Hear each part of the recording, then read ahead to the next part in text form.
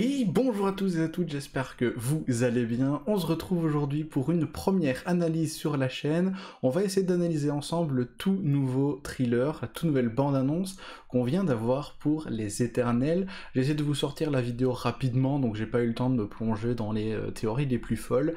On va simplement essayer de regarder ce que nous apprend cette bande-annonce et essayer d'aller un tout petit peu plus loin pour voir si on trouve différentes informations qui nous permettraient d'avancer dans l'intrigue de cette histoire. Alors, une des premières choses qu'on apprend, c'est qu'une partie du film devrait prendre place après Endgame, donc on parle du snap de Thanos, on parle aussi du snap du coup de Hulk, et on voit surtout que ça serait ce deuxième snap de Hulk qui va générer, par le retour de toutes ces personnes, qui va générer de l'énergie, qui va provoquer ce qu'ils appellent dans la bande-annonce l'émergence. Alors l'émergence de ce qu'on comprend, ça pourrait être synonyme du coup de déviant, ça serait l'émergence qui va ramener les déviants sur Terre. On voit qu'il y a comme une partie de cette émergence, ou alors peut-être autre chose, mais comme si l'émergence venait et un peu tombait sur Terre. Alors on voit que c'est à cause des dégâts comme un tsunami, ou alors du terrain qui s'effondre, etc. Donc on voit que rien que cette sorte d'arrivée, ça va déjà causer des dégâts sur la Terre, et on comprend que du coup ça va créer cette arrivée de déviants sur la Terre. On comprend aussi qu'ils vont avoir un certain laps de temps pour se préparer à ça, donc on parle de 7 jours. On comprend que ces 7 jours-là, ils seront là pour que les Éternels se regroupent ensemble, parce qu'on voit assez rapidement qu'un Éternel contre un déviant, le combat est pas vraiment gagné d'avance.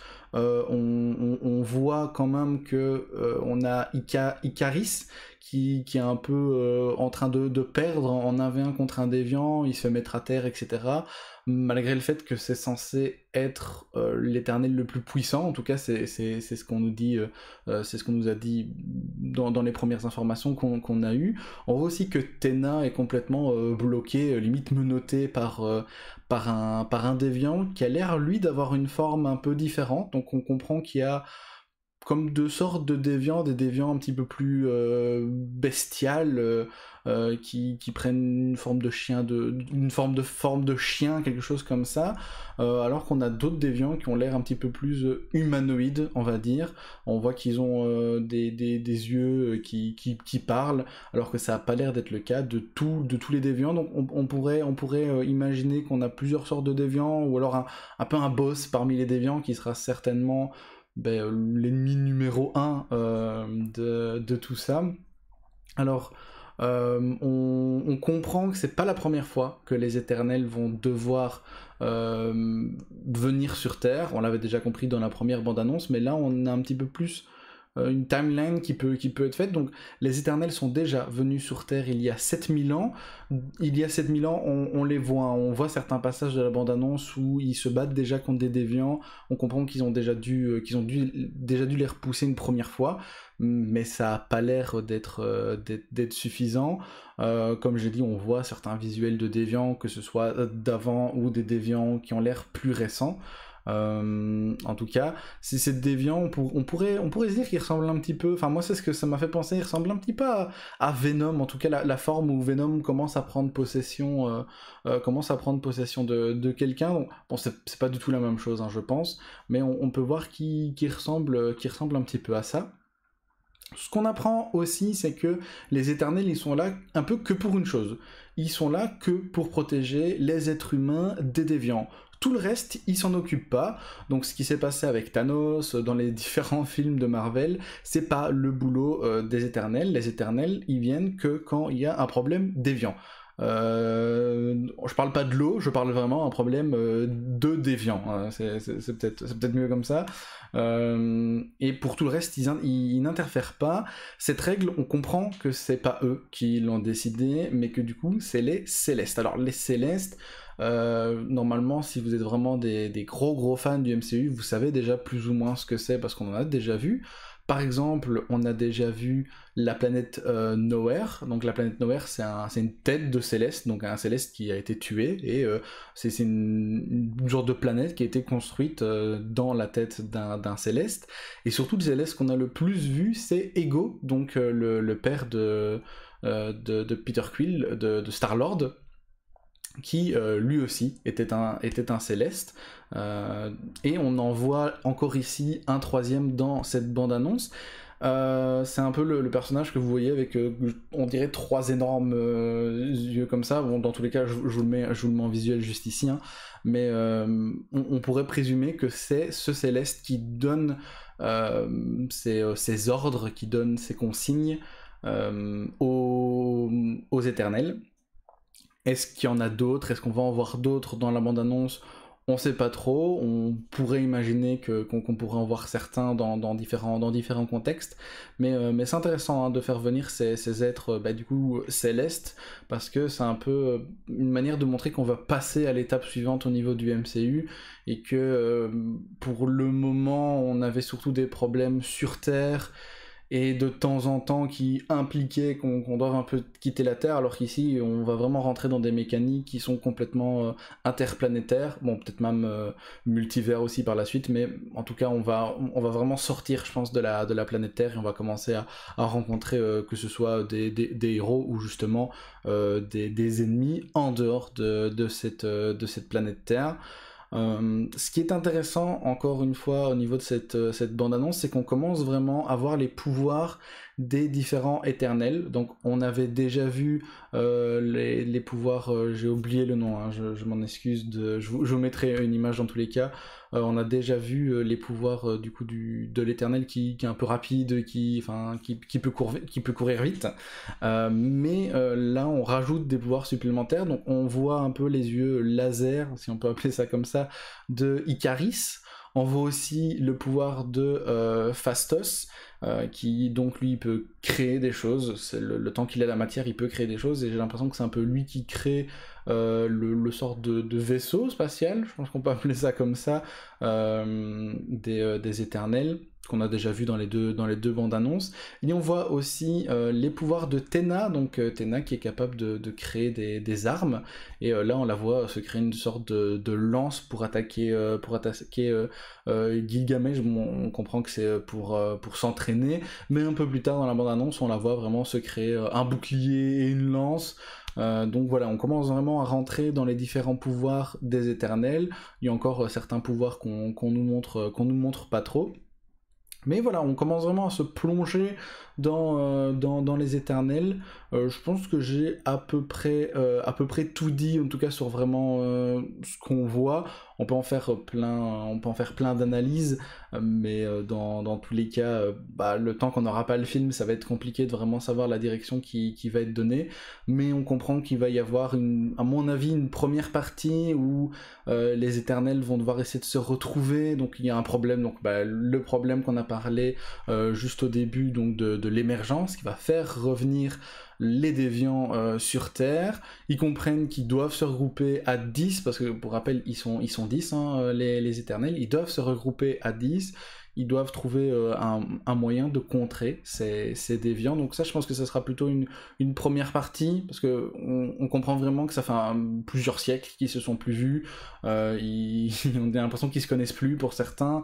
Il y a peut-être même certains qui sont partis dans des bails sombres. On sait pas, on sait vraiment pas tout. On comprend qu'ils sont peut-être un petit peu tous regroupés par deux à certains endroits, mais c'est pas encore sûr. Par exemple, Tena et Gilgamesh, on comprend qu'ils ont l'air de s'être un peu regroupés tous les deux, mais c'est pas encore sûr. Et donc, je présume que la deuxième étape, ça sera vraiment de se battre contre les déviants, contre le grand méchant de l'histoire, et trouver comment éradiquer, peut-être une fois pour toutes, les déviants de la planète Terre.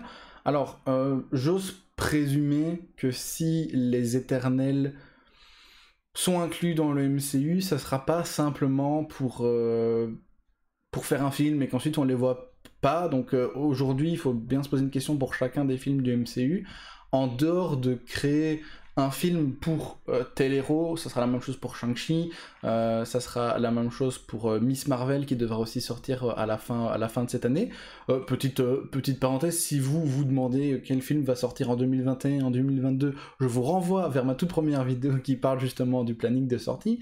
Mais donc voilà, ce que je voulais dire, c'est que on va aussi voir comment ils vont être inclus au MCU. Donc là, on comprend que leur seul boulot, c'est de se battre contre les déviants, et je m'attends peut-être à ce qu'il y ait une évolution par rapport à cette mentalité durant ce film, et que peut-être les Éternels se rendent compte qu'ils ont besoin de plus intervenir, et pas simplement venir quand les déviants seront là.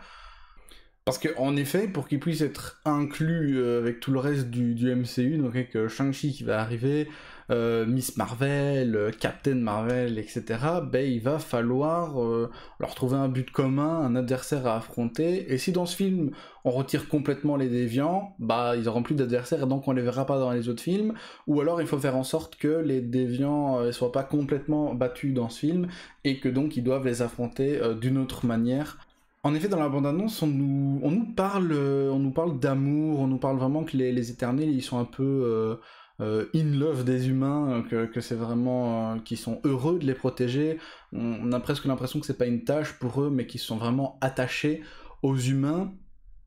Et donc c'est un peu bizarre de se dire qu'il est arrivé tout ça avec Thanos et qu'ils n'ont pas réagi. Et donc il pourrait peut-être y avoir un conflit entre certains Éternels qui vont se dire oui, mais pourquoi on n'a pas interagi, pourquoi on n'a pas aidé les humains quand ils avaient ce genre de problème, d'autres qui vont dire oui, mais on nous a simplement donné comme tâche de se défendre contre les déviants, si on fait autre chose, les Célestes ils vont pas être contents, ils vont nous tomber dessus, etc. Donc je m'attends peut-être à ce petit conflit entre les Éternels en interne, à savoir, bah moi je me serais battu, j'aurais bien voulu mettre un peu ma main à la pâte, les autres qui se sont dit oula non c'est pas notre mission, etc. Mais on comprend que dans l'ensemble, tous les personnages sont vraiment attachés aux humains, peut-être d'une manière différente.